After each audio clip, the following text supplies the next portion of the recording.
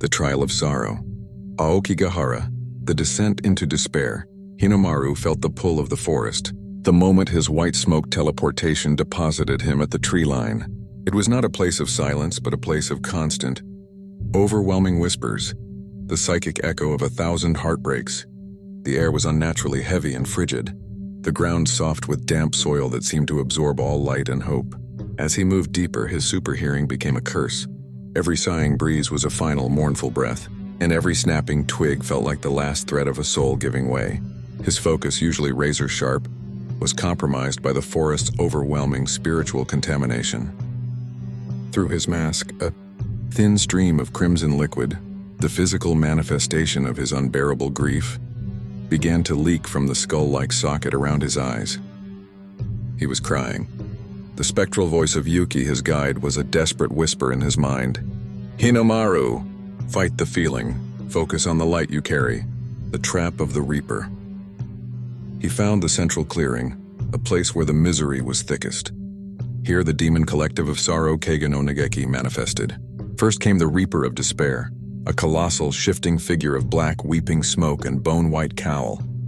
It did not speak with words, but with a psychic presence that felt like the earth folding in on itself. Kage no Nageki, psychic, why do you delay? Why do you carry the burden of the living? They are safe, Hinomaru. They are waiting. Come, join them in the quiet.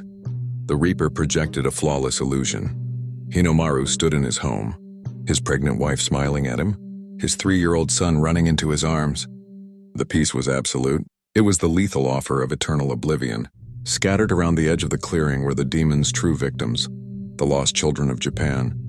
They were unnervingly silent, small, withered figures standing motionless in the dark, their eyes vacant, adding their cold, quiet despair to the forest's psychic fog, the duel of destiny. Rising Sun fought the illusion, screaming his denial through the psychic channel until the sorrow nearly collapsed his form. When he wavered, the Kage no Nageki struck. From the black smoke emerged the corrupted Ronin, a physical, fighting demon that was the mirror of Rising Sun's own fate. It wore a shattered version of a samurai's armor, and its katana burned with a sickly, corrupted atomic fire. The Ronin attacked with speed and lethal grace, his every strike heavy with malicious intent. Corrupted Ronin, rattling voice. You cling to duty, fool. I am what you are meant to be, a spirit of vengeance, a slayer of the weak. We are death. Embrace the fire that made us. It was a battle of two spirits forged in the same nuclear forge. Rising Sun's movements were erratic, his white smoke teleportation sputtering and mistiming, because his grief was fighting his will. The Ronin was winning. The choice. The light of the spirit backed against a moss-covered rock. The Ronin's sword raised for the final strike. Hinomaru's eyes, now blazing red, locked onto the silent, still forms of the lost children huddled nearby. He saw not just the spirits of the dead, but the ghost of his own son, eternally held captive by the demon of despair. He could die now. He could let the Ronin end the pain, but that would mean letting the evil that stole his family win, and allowing it to consume these last remnants of innocence. In that moment, he achieved true Mushin, not through absence of pain, but through the fierce discipline of purpose. He consciously rejected the illusion of death. With a superhuman surge of will, he forced the anguish in his heart to quiet. The chaos stopped. The red atomic glow of his eyes stabilized, replaced by a pure, blinding white-gold spiritual light that erupted from his entire form. Rising Sun, telepathic voice like thunder. I am not death.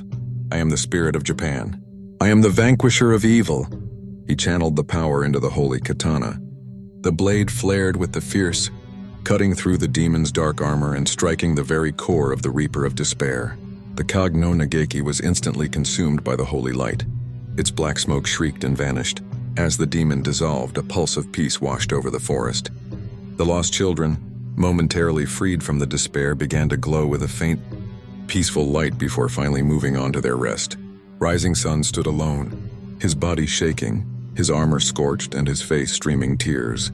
He had won the battle for the children, but the war for his soul had just begun. His unwanted existence, affirmed by duty, continued.